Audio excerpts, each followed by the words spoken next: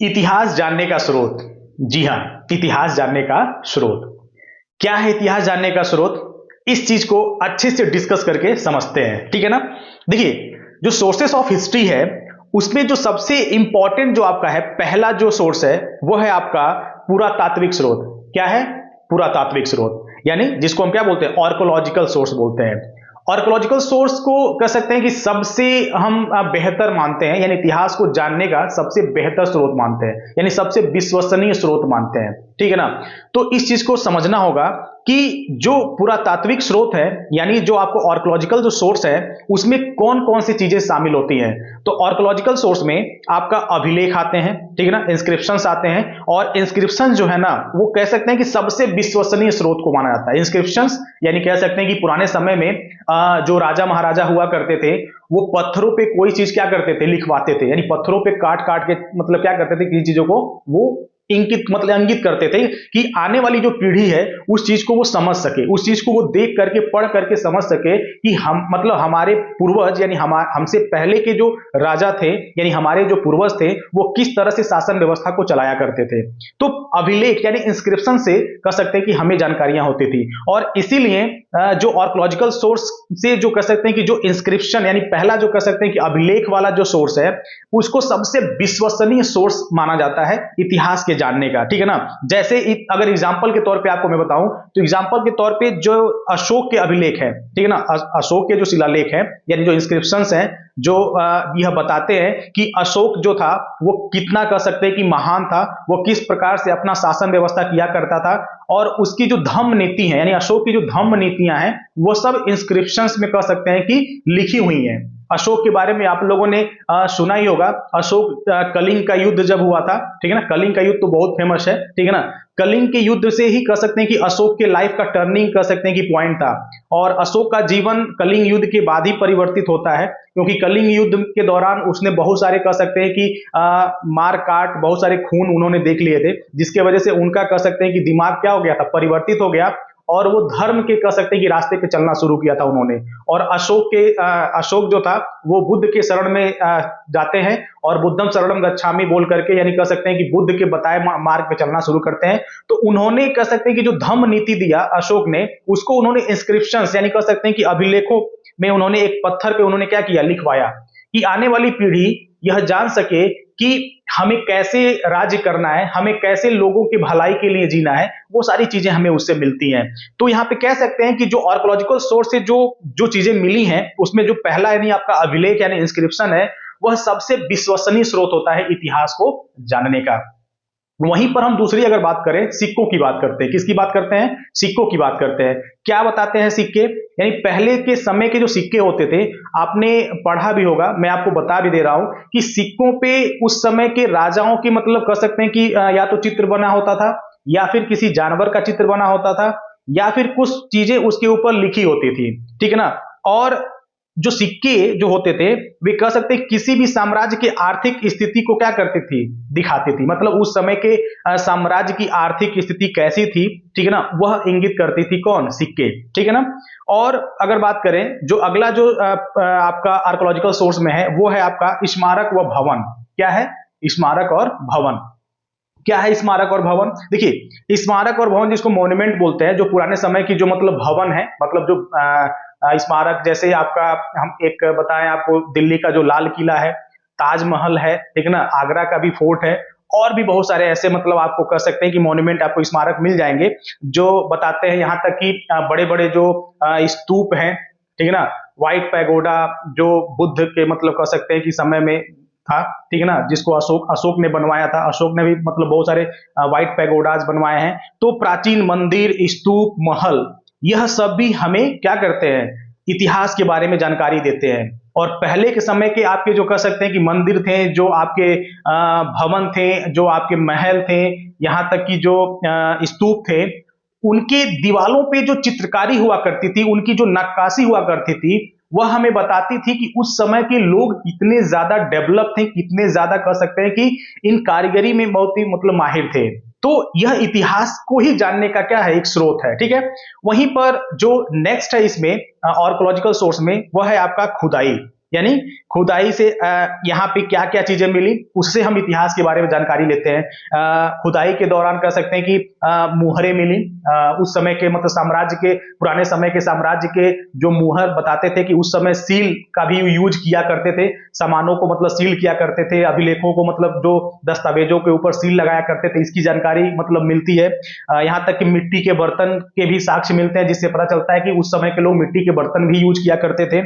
चित्रकारी और कंकाल, मतलब कह सकते हैं कि खुदाई से चित्रकारी भी निकला, मतलब उस समय के लोग चित्रकला में भी बहुत ही क्या थे, फेमस थे, चित्रकला ही बनाया करते थे। और कंकाल से पता चलता था कि उस समय के लोगों के मतलब कह सकते हैं कि शरीर का जो बनावट, शरीर के जो ढांचे थे वो कैसे थे। यहाँ तक कि उस समय के मतलब कंकाल से पता चलता था कि कौन से जानवर लोग पाला करते थे, कौन कौन से जानवर उस समय में हुआ करते थे। तो ये सारी चीजें मतलब कह सकते हैं कि पूरा तात्विक स्रोत के अंतर्गत आती हैं और आर्कियोलॉजिकल सोर्स में आपके सम्मिलित है। वहीं इतिहास जानने का जो दूसरा प्रमुख स्रोत है वह है आपका है साहित्यिक स्रोत। क्या है आपका? साहित्यिक स्रोत है, जिसको बोलते हैं लिटरली सोर्सेस है। इसमें क्या क्या चीजें हैं? तो साहित्यिक स्रोत में जो पहला आपका जो स्रोत है वो है आपका है धार्मिक साहित्य। क्या है आपका? धार्मिक साहित्य।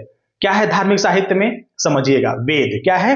वेद। यानी वेदों से हमें पता चलता है हमारे इतिहास के बारे में।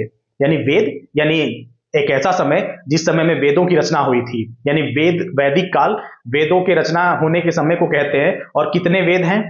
4 वेद हैं। कौन कौन से हैं? ऋग्वेद, सामवेद, यजुर्वेद, अथर्ववेद, यानी ये 4 वेद हैं, ठीक है ना। और ये 4 वेद हमें बताते हैं हमारे इतिहास के बारे में, ठीक है ना। और उसी में आपका अगला है पुराण, ठीक है ना, और उपनिषद, रामायण और महाभारत। यानी ये धार्मिक साहित्य जो किताबें हैं, जो कह सकते हैं कि जो ये किताबें हमें बताती हैं प्राचीन समय में किस तरह की संस्कृति थी, किस तरह के लोग थे, उनके कह सकते हैं कि राज्य करने का ढंग क्या था, उनके मतलब रहन सहन, उनका साम्राज्य, उनका विरासत, ये सब चीजें हमें पता चलती हैं धार्मिक साहित्य की जो किताबें हैं उनसे हमें पता चलती है। वहीं पर साहित्यिक स्रोत में जो दूसरा आपका है वह आपका है बौद्ध और जैन ग्रंथ। यानी बौद्ध का जो ग्रंथ है और जैन का जो ग्रंथ है वह हमें बताते हैं उनकी, यानी इन ग्रंथों में जो जातक कथाएं हैं, ठीक है ना, और जो त्रिपिटक और जो कह सकते हैं कि कल्पसूत्र है, इनमें जो चीजें लिखी हुई हैं उनसे हमें इतिहास के बारे में क्या चलता है? पता चलता है, ठीक है ना। तो यह भी एक साहित्यिक स्रोत के अंतर्गत आएगा, यानी बौद्ध और जैन ग्रंथ की जो किताबें हैं। वहीं पर दूसरी तरफ आपका जो अगला है ऐतिहासिक ग्रंथ। यानी ऐतिहासिक ग्रंथ कौन कौन से ग्रंथ होते हैं? ऐतिहासिक, तो ऐतिहासिक में आपका कौटिल्य का अर्थशास्त्र, कौटिल्य के बारे में आप सब लोग जानते हैं, जिनको चाणक्य के नाम से भी जाना जाता है, ठीक है ना। चाणक्य, चाणक्य की नीतियां बहुत ही फेमस हैं। भाई चाणक्य बहुत ही बुद्धिमान व्यक्ति थे, ठीक है ना, जिन्होंने कह सकते हैं कि मौर्य साम्राज्य के मतलब स्थापना होने में उनका भी बहुत ज्यादा क्या था, महत्वपूर्ण योगदान था। किसका? चाणक्य का, ठीक है ना। तो हम बात करेंगे यहाँ पे कौटिल्य के अर्थशास्त्र का। तो और कल्हड़ की जो राजतरंगिणी है, ठीक है ना, कल्हड़ ने राजतरंगिणी लिखा था, उनकी जो मतलब ये ऐतिहासिक जो ग्रंथ हैं, ठीक है ना, उससे पता चलता है। और जो कल्हड़ की जो राजतरंगिणी है वह आपका कश्मीर का इतिहास बताता है। ये इंपॉर्टेंट क्वेश्चन है, इसको आप नोट भी कर लेंगे। कश्मीर का इतिहास जो कल्हड़ की जो राजतरंगिणी जो किताब है, ठीक है ना, उससे पता चलता है। और वहीं पर बाण भट्ट की जो हर्ष चरित्र, यानी बाण भट्ट का जो हर्ष चरित्र जो किताब है, यानी जो ग्रंथ है, इससे पता चलता है हमारे इतिहास के बारे में। वहीं पर जो तीसरा जो आपका इतिहास जानने का जो प्रमुख स्रोत है वह आपका है विदेशी यात्रियों के विवरण। यानी विदेशी यात्री जो हमारे देश यात्रा के दौरान आया करते थे उस समय, पुराने समय में, और हमारे देश में उन्होंने क्या क्या चीजें नोटिस की, क्या क्या चीजें उन्होंने देखा, वह सारी चीजें वो क्या करते थे? किताबों के माध्यम से लिखा करते थे, ठीक है ना। तो उनमें एक जो सबसे इंपॉर्टेंट है वो है आपका यूनानी रोमन लेखक। यूनानी रोमन लेखक जो जिसका नाम है आपका हेरोडोटस। तो हेरोडोटस को हम इतिहास का जनक भी कहते हैं, ये इंपॉर्टेंट है, इसको नोट कर लेंगे। यानी हेरोडोटस को इतिहास का जनक भी कहते हैं। और सिकंदर के साथ आने वाले लेखक कौन थे? नियाकर्स। कौन थे? नियाकर्स थे। इनके मतलब इन्होंने भी मतलब इतिहास के जानने के प्रमुख स्रोत में उन्होंने भी कुछ चीजें मतलब क्या किया था, उन्होंने विदेश यात्री मतलब कह सकते यात्रा वृत्तांत के दौरान जो चीजें उन्होंने लिखा था उससे मालूम चलता है। वहीं पर दूसरा जो आपका विदेशी कह सकते हैं कि यात्रियों में जो दूसरा नाम है वो चीनी यात्री, काफी ज्यादा मतलब कह सकते हैं कि फेमस नाम है, आपने सुना भी होगा, पढ़ा भी होगा अपने हाई स्कूल में, क्लास ईयर्थ में भी आपने पढ़ा होगा, हाई स्कूल की भी किताबों में आपने पढ़ा होगा, जिसमें आपका नाम है फाहियान। एक आपका है चीनी यात्री फाहियान और एक आपका है हेन सांग। कौन है? हेन सांग। ये दो चीनी यात्री थे, ठीक है ना, जो भारत आए थे और इनके द्वारा भी कह सकते हैं कि भारत के जो भौगोलिक या फिर राजनीतिक या जो भी चीजें उन्होंने देखा था उसके बारे में उन्होंने क्या किया, बताया है, उन्होंने लिखा है, ठीक है ना। उससे भी हमें इतिहास के जानने के स्रोत पता चलते हैं। और वहीं पर जो तीसरा आपका है मुस्लिम लेखक, जो कि बहुत ही इंपॉर्टेंट है, ठीक है ना, क्वेश्चन बहुत डीपली पूछता है। तो मुस्लिम लेखक यानी विदेशी यात्रियों के विवरण में एक मुस्लिम लेखक भी हैं जिनका नाम है अल बरूनी। अल बरूनी की तहकीक ए हिंद, इसको नोट कर लेंगे, तहकीक तहकीक ए हिंद, ये जो किताब है उसको लिखा है अल बरूनी ने, जो कि यह एक मुस्लिम लेखक था जो भारत आया और उसने भारत में घूमा और भारत में जो उन्होंने देखा उसको उसने अपनी किताब तहकीक ए हिंद में उसने क्या किया, जिक्र किया। और इस किताब से भी हमें अपने इतिहास के बारे में जानकारी मिलती है। तो ये कुछ प्रमुख स्रोत थे, इतिहास जानने के कुछ प्रमुख स्रोत थे जिसको मैंने अभी बताया। अभी आप बोर्ड पर आप एक मैप देख रहे होंगे, इस मैप को देख करके आप समझने की कोशिश करिए, ठीक है ना। इस मैप के माध्यम से भी इतिहास जानने के स्रोत बताए गए हैं। अभी जो मैंने स्रोत बताया वह भी एक इंपॉर्टेंट स्रोत है। और यहाँ पर जो आपको ये डायग्राम जो दिख रहा है, ठीक है ना, इतिहास जानने के जो स्रोत आप देख रहे होंगे, काफी इंपॉर्टेंट ये भी है। एक पूरा का पूरा कह सकते हैं कि डायग्राम के माध्यम से इसको आप स्क्रीनशॉट लेकर के नोट कर लेंगे, अपने नोट्स में कह सकते हैं कि इसको शामिल करेंगे। इसमें क्या लिखा हुआ है, इसमें इतिहास जानने के स्रोत में 4 प्रमुख स्रोत इसमें बताए हैं, ठीक है ना। एक प्रमुख स्रोत उसने बताया है मौखिक स्रोत, ठीक है ना, एक मौखिक स्रोत है। दूसरा आपका कह सकते हैं कि साहित्यिक स्रोत है। तीसरा आपका कलात्मक स्रोत है। चौथा आपका पुरातात्विक स्रोत है। और इन सभी स्रोत के अंदर भी कुछ न कुछ सम्मिलित हैं। जैसे आपका मौखिक स्रोत में आपका वंशावली और लोक साहित्य है, वंशावली और लोक साहित्य है। वंशावली क्या होता है, देखिए वंशावली में क्या होता है ना, जैसे कि वंश की बात करते हैं, यहाँ पे पूर्वजों की बात करते हैं। जैसे हमारे पिताजी हमें क्या क्या चीजें बताई वो हमें पता है, हमारे पिताजी को हमारे बाबा जी ने क्या बताया, ठीक है ना, वो उनके द्वारा मतलब ट्रांसफर होता है। वंशावली मतलब एक पीढ़ी से दूसरे पीढ़ी, दूसरे पीढ़ी से दूसरी, मतलब ऐसे करके बढ़ता रहता है। तो वंशावली स्रोत ही होता है। हमें अपने परिवार के बारे में, हमें अपने परिवार के रीति रिवाजों के बारे में, हमें अपने परिवार के कह सकते हैं कि सांस्कृतिक कल्चर आदि के बारे में कहां से पता चलता है, हमें अपने पूर्वजों से मालूम चलता है। हमारे पूर्वज एक दूसरे को अपनी चीजें बताते चलते हैं या फिर हम देख करके वो चीज क्या करते हैं, जानते रहते हैं कि हमारे बाबा ऐसे करते थे, हमारे पिताजी ऐसे कर रहे हैं, अब हम ऐसे करेंगे। तो ये पीढ़ी दर पीढ़ी चलता रहता है। तो ये भी एक इतिहास के स्रोत में आता है। वहीं पर लोक साहित्य भी है।